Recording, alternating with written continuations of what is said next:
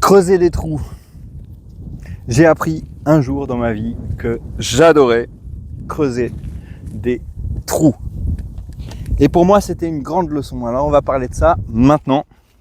On va parler du fait que un jour, on m'a fait creuser un trou et que je me suis rendu compte que je voulais creuser des trous dans la vie. Et vous, quel est votre trou?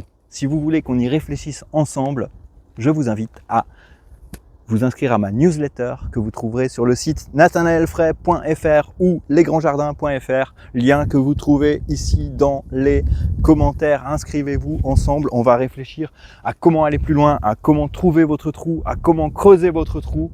Et puis vous allez voir comment mon projet avance. On va apprendre ensemble, on va se développer ensemble, on va faire pousser des légumes ensemble, on va faire pousser des micro-pousses, on va faire des interviews, on va faire des podcasts, on va parler d'entrepreneuriat, on va parler d'argent, on va parler d'amour, on va parler de tout ça. Maintenant, on va creuser un trou. Bon, je me souviens, un jour, Rémi Picot, c'était mon premier patron de ferme. C'est le premier qui m'a embauché pour travailler dans une ferme. C'était un maraîcher et éleveur de moutons en biodynamie. C'était un sacré personnage, un peu original, avec des idées originales, bien sûr. Il faisait de la biodynamie, alors c'est des croyances un peu particulières. Mais bon, voilà, il m'a fait travailler ce Rémi Picot. Et un jour, Rémi Picot m'a dit, je ne sais plus où j'ai mis le drain, où j'ai creusé, où j'ai enterré le drain dans ce champ, dans un grand champ, un très grand champ. Un drain, vous savez, c'est un tuyau qu'on enterre dans le sol pour qu'il récolte l'eau et qu'il la fasse partir pour que l'eau ne stagne pas, pour que l'eau soit drainée. C'est pour ça qu'on appelle ça un drain. Et il m'a dit, bah voilà, je suis sourcier. Alors il a pris son bâton de sourcier comme ça, et puis il est allé chercher l'endroit. Il a dit, ah, c'est là, j'ai senti que c'est là que se trouve l'eau. Alors maintenant, il est 9h du mat, Nathanaël, en cette chaude journée d'été, je t'invite à creuser un trou. Je suis méchant avec Rémi Picot parce que ce n'était pas en été, c'était au mois de mars, il faisait bien frais. Même si c'était comme aujourd'hui, un jour assez ensoleillé d'hiver, ou je ne sais plus, du printemps, du début du printemps, c'était quand même un travail de creuser un trou. Il m'a demandé de creuser un trou, il est parti, il m'a dit creuse là, 1 mètre, un trou d'1 mètre, une tranchée en fait pour chercher ce drain. Et voilà, j'ai commencé à creuser. J'ai passé une journée à creuser une tranchée d'1 mètre de profondeur, c'est quelque chose. Vous savez, quand vous creusez un trou, il se passe un phénomène horrible. C'est qu'au début, c'est assez facile. Premièrement, vous êtes en forme. Et en plus, regardez la terre. Si vous commencez votre trou là, comme ça, creusez, la terre, elle est au niveau 0. Donc vous la creusez, vous avez à la soulever de 0. Et ensuite, voilà, bon, je ne l'ai pas soulevé de 0 en fait. Je l'ai soulevé à 40 cm. Hop, je fais un petit tas pour mettre ma terre. Voilà, c'est 40 cm. Et ça, c'est assez facile de creuser. Mais ensuite, une fois que vous avancez dans le creusage de votre trou, là, c'est pas vraiment pareil, parce que là, je travaille le sol en profondeur. Je fais ce qu'on appelle un double dig. Mais on parlera ça plus tard. Mais vous voyez, maintenant, si je veux agrandir mon trou et creuser à une profondeur, ici, là, de 40 cm, hop, au début, c'est fastoche, parce que la terre, elle est à la surface, et je la pose à la surface. Mais plus je creuse profond, et plus je dois soulever la terre du fond du trou, là, de 10 cm, 20 cm, et la soulever plus haut, parce que le tas, il grandit, le trou, il est de plus en plus profond, le tas, il grandit. Là, c'est encore facile, vous voyez, je soulève, hop, à 60, je pose. Mais une fois que le trou, il fait 1 mètre de profondeur, alors je dois non seulement sortir la terre, soulever la terre à 1 mètre pour la sortir du trou, mais ensuite le tas lui-même, il va faire peut-être pas 1 mètre, mais 60 cm de profondeur, de hauteur, et du coup je dois soulever ma terre plutôt de 1m60, 1m50, 1m80, quelque chose comme ça. Et ça fait une énorme différence quand même. C'est pas rien de prendre une bonne pelletée de terre comme ça à bout de bras et de la soulever à 1 mètre de 1m60. c'est quelque chose, ça vous fait un coup sur le moral. Et c'était difficile. Et j'ai transpiré. Et j'ai souffert. Et pour être honnête, j'ai maudit Rémi Picaud.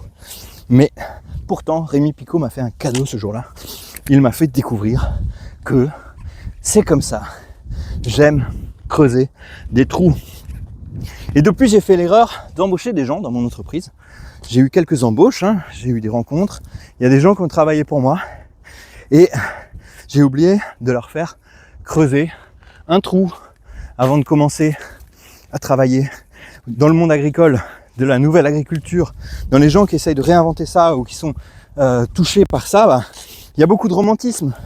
Les gens, ils se disent « c'est génial, je vais produire de la nourriture, je vais produire des végétaux, je vais travailler avec la terre. » C'est quelque chose qui est concret, c'est quelque chose qui est vrai, c'est quelque chose avec lequel on ne peut pas mentir. Et tout ça c'est vrai.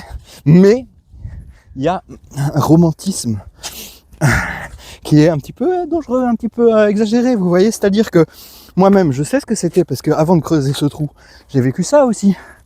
Je me disais, je vais être le meilleur agriculteur du monde, je vais faire pousser plein de légumes, je vais faire pousser plein de trucs, je vais nourrir la planète et mes voisins, et ça va être génial. Mais je ne savais pas ce que c'était de creuser un trou. Et heureusement, on m'a fait creuser ce trou tôt. Merci Rémi Picaud. Parce que si j'avais continué à travailler, à faire ce travail, même si à l'époque j'imaginais que j'allais réussir à monter mon entreprise, à faire pousser de la nourriture, à faire plein de choses, sans me fatiguer bien sûr, juste en claquant des doigts, eh bien c'était faux. Et à un moment, forcément, il allait falloir que je creuse un ou des trous, que je porte de la terre, que je me fatigue. Et ce jour-là, grâce à Rémi Picaud, j'ai appris que même si ce trou est absurde, même si ce trou ne sert un peu à rien, parce qu'au final, j'ai jamais trouvé le drain. J'ai creusé un trou, une tranchée d'1 mètre pour Rémi Picaud, pour rien. J'ai pas trouvé le drain, on n'a jamais su où il était ce drain. Mais à la fin de cette journée, je me suis rendu compte que je pouvais faire ça. Et que plus encore que pouvoir faire ça, moi, j'aimais faire ça. Et encore aujourd'hui, ça fait depuis des années que mon projet avance. Et je creuse moins de trous, certes. Je porte moins. Je porte encore du compost, des bacs, des tas de choses, des glacières. Et c'est sûr que parfois, j'apprécie le travail qui est plus simple. Le travail de prendre mon vélo, d'aller faire mes livraisons. Puis le travail derrière mon ordinateur, de répondre à des mails et de faire mon site web et d'imaginer de nouveaux projets. J'aime bien ça. J'aime bien vendre. J'aime bien faire les choses qui sont très légères. Mais au moins une fois par an, j'essaye, de creuser un trou pour me rappeler à quel point j'aime ça. Pour me rappeler que je suis prêt à le faire. Et vous, c'est quoi ? C'est quoi, toi, ton trou? Allez, raconte-moi quel est ton trou, qu'est-ce que tu fais? Est-ce que tu es sûr que tu as envie de faire ce que tu penses vouloir faire? Est-ce que tu as essayé? Est-ce que si, comme moi, tu veux faire un projet agricole, si tu veux nourrir les gens, si tu veux faire pousser de la bouffe, des fleurs, des légumes, si tu veux élever des poulets, j'en sais rien.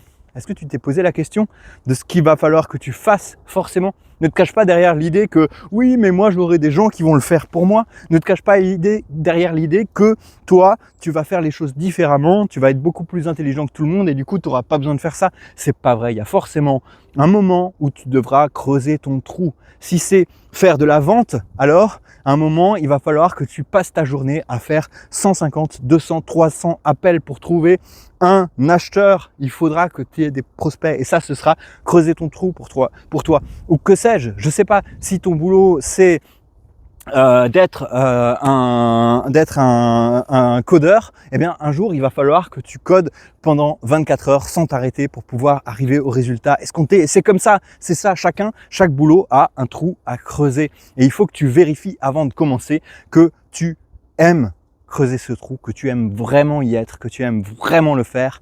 Et comme ça, tu seras inarrêtable. Et c'est ça qui compte le plus. Continuer, persévérer, ne jamais s'arrêter. Alors voilà, trouve ton trou. Et maintenant, j'ai fini de creuser le mien aujourd'hui et je te dis bye.